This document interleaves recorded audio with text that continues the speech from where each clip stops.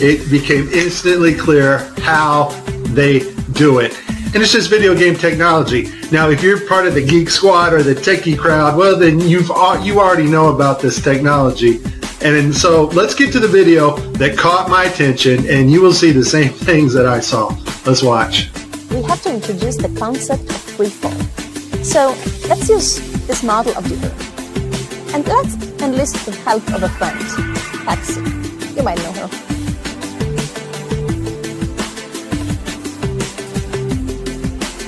So what is significant about this video is, number one, it was live to school children. Number two, we have this stuffed animal that is transitioning in on another video channel. And the actor is able to reach up and grab this doll in real 3D space and manipulate this doll with their hands. And so the only way you're going to pull that off is with one technology. And that technology is virtual reality. More importantly, though, something called augmented virtual reality is taking the objects in 3D space from a virtual reality world and putting them in our world on another screen, which we can see, manipulate, and touch with virtual reality contacts or glasses.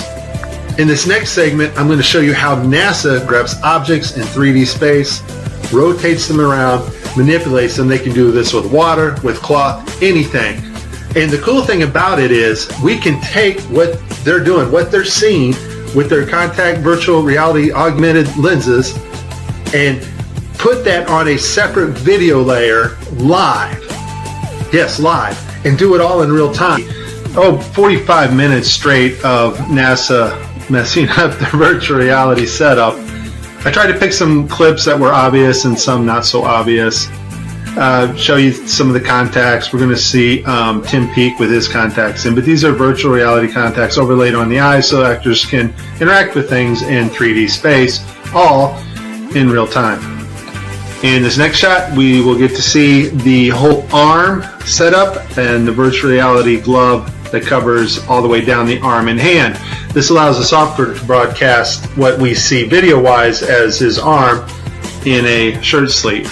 Okay, I have a lot of Tim Peake screw-ups, but this one here, the system glitches. The software does not track his hand properly, and Tim slips his hand underneath his other fingers, which is tightly holding onto the mic, which would be impossible.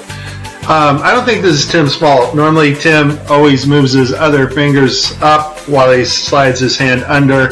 I just think the system didn't respond to his movements here. It's virtual reality. They're wearing augmented contact lenses so that they can interact with these 3D objects. Now, in this scene, the guy on the left in the green shirt, he thinks he sees an object in 3D space that's being broadcast to him, so he grabs it and he puts it off to the side. He's looking straight ahead because he's looking at an object rotating in front of him, but the video channel is down that is supposed to show the viewers what we're supposed to see, and so we don't actually get to see the object that he has seen. And I would just sum this up as a very terrible, bad, horrible day for NASA doing live feeds.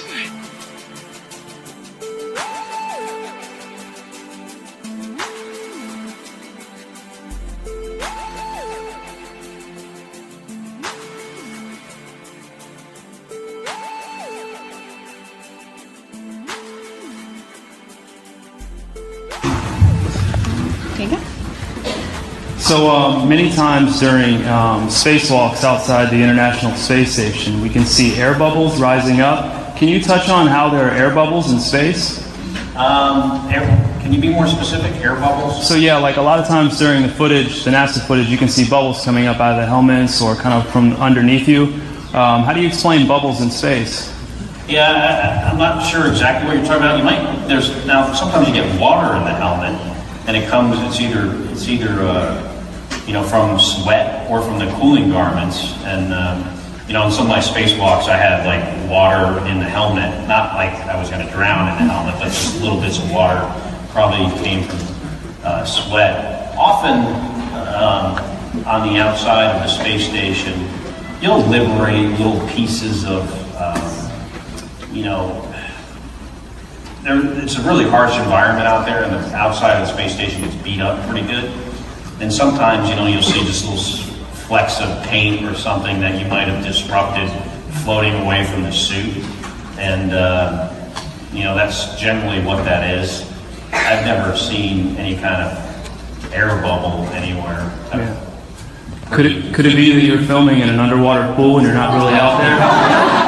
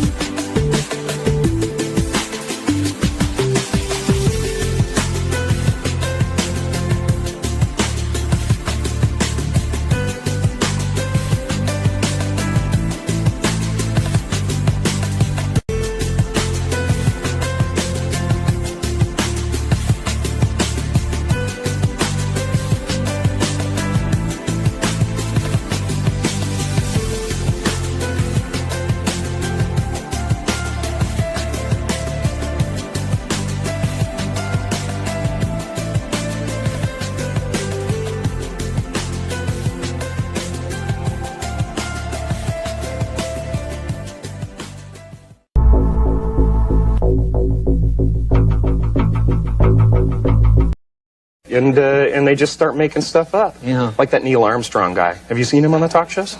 Neil Armstrong, you mean the first man to walk on the moon? Talk about a fish story. Yeah. Man, and they're buying it. Oh, yeah.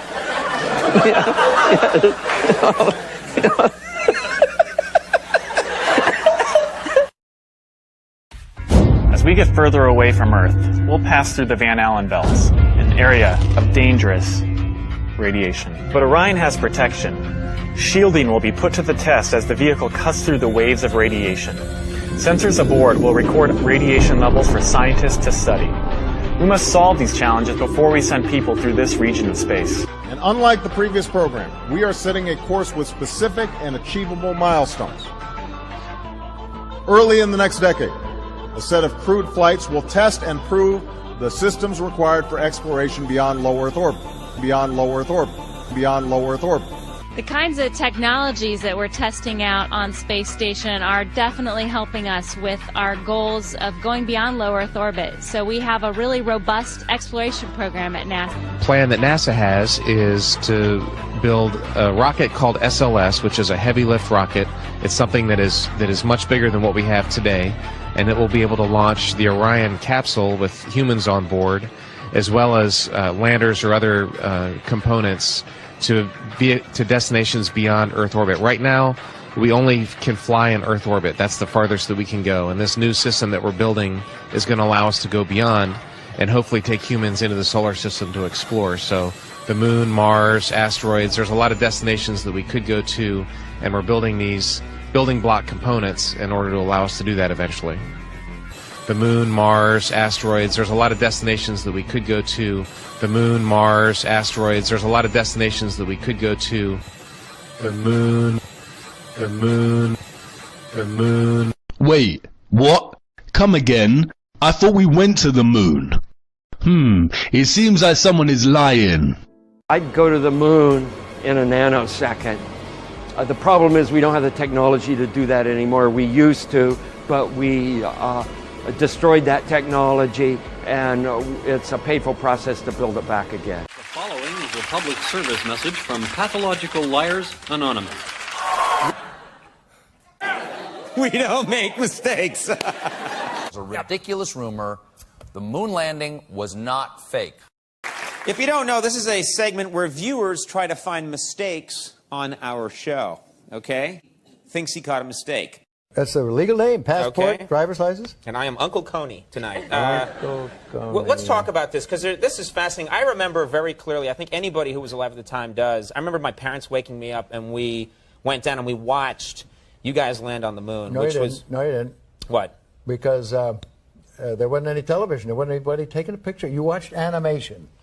See, you associated what you saw with... I have very hazy memories. We watched you guys land on the moon, No, which you didn't. was... No, you didn't. There wasn't anybody taking a picture. You watched animation. See, you associated what you saw with... Why has nobody been to the moon in such a long time? That's not an 8-year-old's question. That's my question. I want to know, but I think I know. Because we didn't go there, and that's the way it happened. Why don't you swear in the Bible that you walked on the moon? You're the one who said you walked on the moon when you didn't. Calling the kettle black, if you ever thought of it. Say that misrepresented away from me. You're a coward and a liar and a thief. Welcome to the Space Jam.